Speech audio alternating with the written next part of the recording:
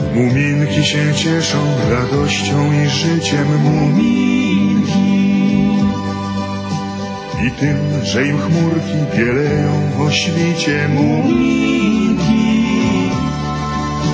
że wszystko jest dobre i jasne jak błysk, że one kochają, że kochasz je ty, muminki. Wersja polska, telewizyjne studia dźwięku. Reżyseria Andrzej Bogusz. Dialogi Marzena Kamińska. Dźwięk Paweł Gniado. Montaż Zofia Dmoch. Kierownik produkcji Dorota Filipek-Załęska. Piosenki z tekstem Andrzeja Tylko-Tylczyńskiego w opracowaniu Czesława Majewskiego śpiewał Wiktor Zborowski.